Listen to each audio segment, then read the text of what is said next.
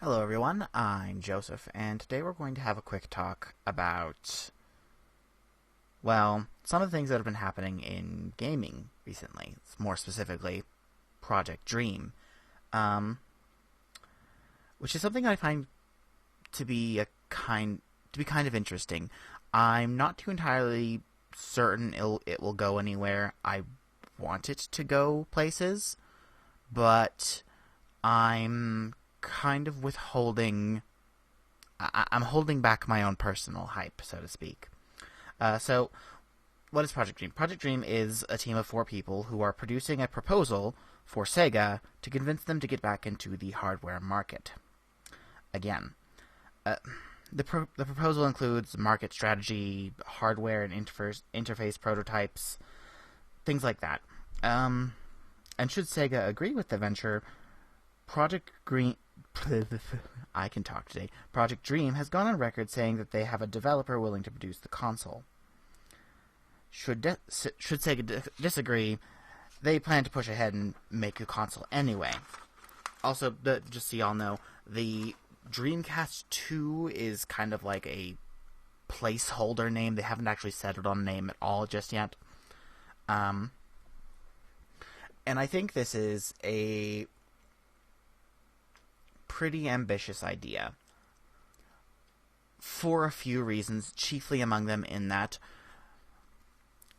they're asking Sega to get back into a portion of the market that they have not been involved with for a very long time.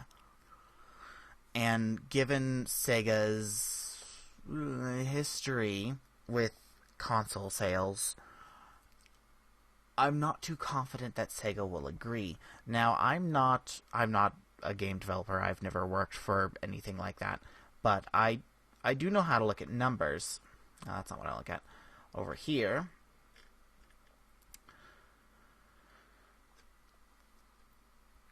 Sega has...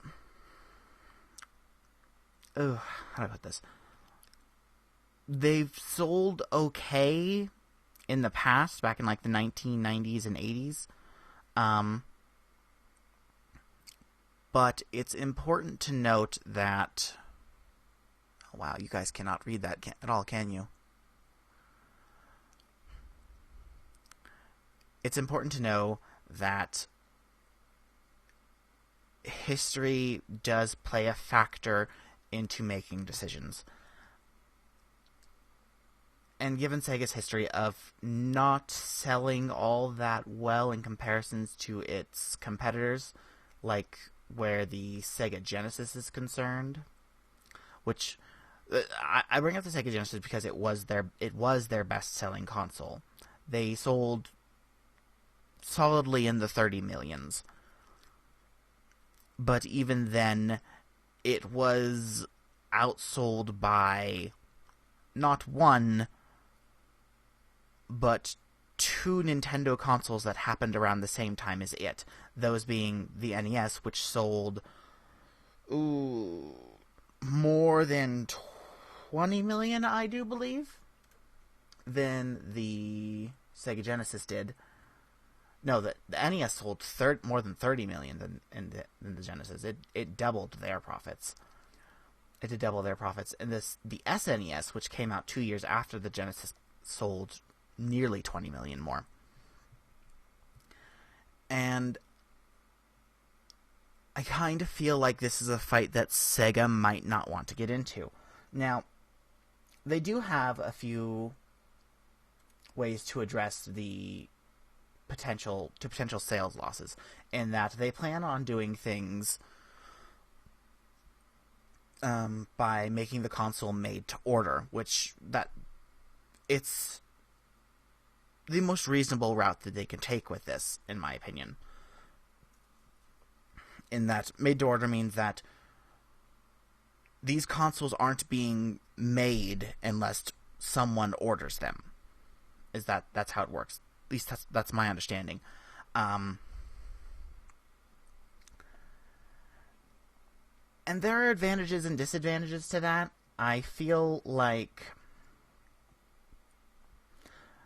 because it's going to be made to order, this isn't a console that we will ever see in stores unless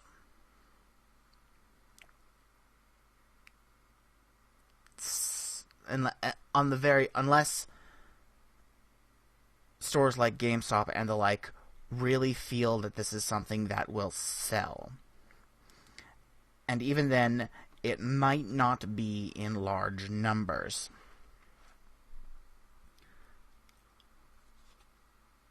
Another point to be made is that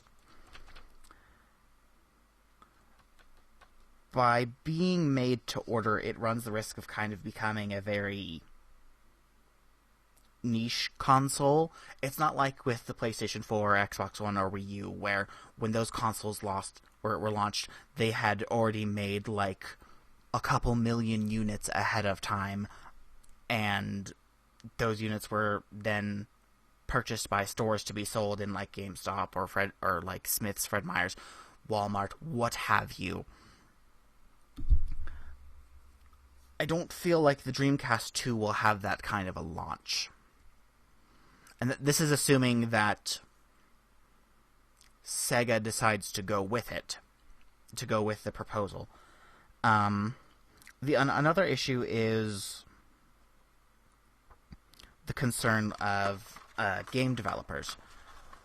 Will developers actually want to invest in this console, making games for it, producing games, working with the hardware, things like that? It's not very specific, but and this is kind of where the made-to-order thing comes into play again. I feel like that might be a detriment to Project Dream actually getting hold of game developers who would want to make games for their console. If only because it's...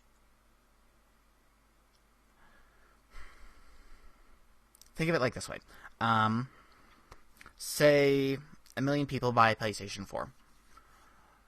A game developer will make a game for the PlayStation 4, and then out of the 1 million people who own those PlayStation 4s, only so many of them will buy that game.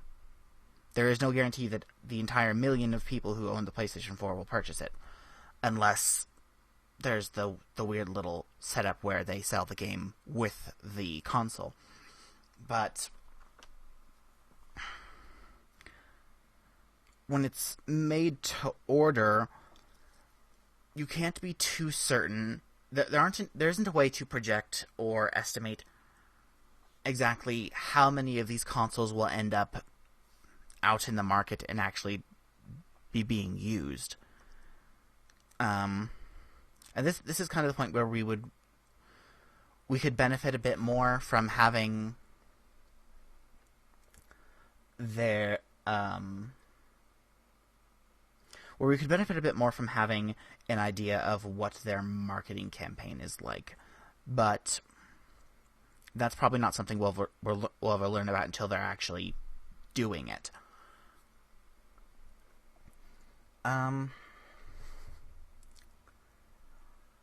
All that being said, there are a lot of concerns where this console is concerned.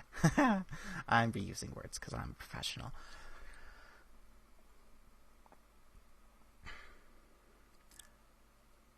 I think chances are I don't think Sega's going to go with this. I don't know how they're doing in just solid game development and software error. But I know they got out of the hardware market because they weren't doing all that well. And there is a chance that they could do this and it could be like the biggest hit ever since the Wii or the PlayStation 2. But you can't go into making something based on the assumption that it will be a big hit. You have to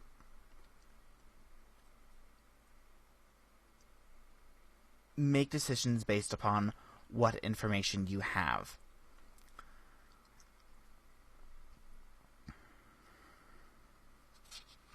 And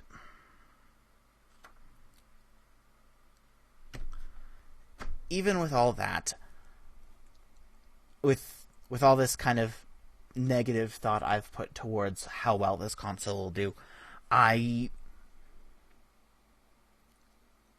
really want it to. I want to root for this console. I want it to be an actual thing. I want Sega to get back in there. I want to have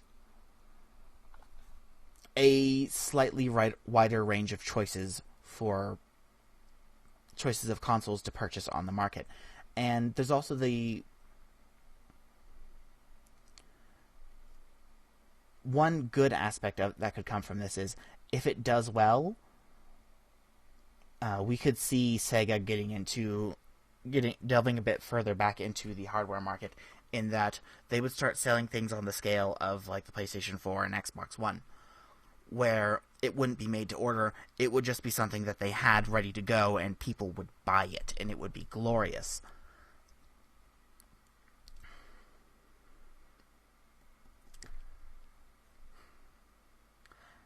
And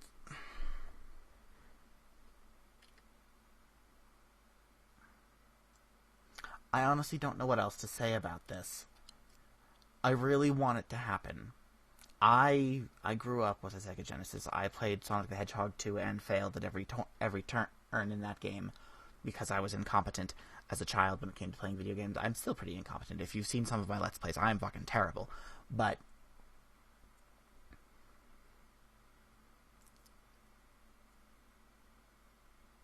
I love that console, and I love that game, and I think Sega has the same potential to sell as it always had.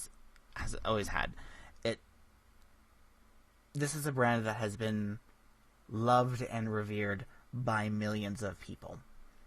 Not on the scale of like Nintendo or PlayStation, but it's always been something that's been near and dear to our hearts, to my heart at the very least. And it's because of this that I do want Sega to consider the Dreamcast 2. I do want them to get back into the hardware market, even if it's just, like being very careful, dipping their toes into the water, seeing how it goes kind of thing.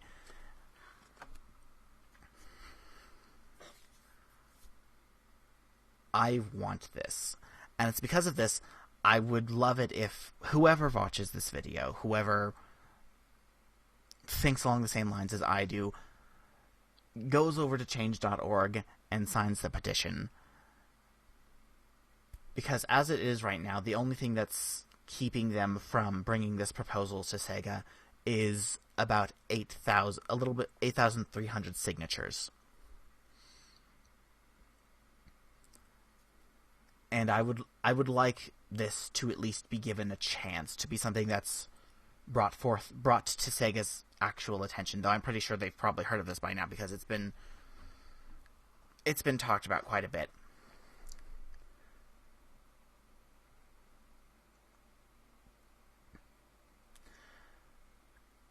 And I'm not sure what else to tell you all.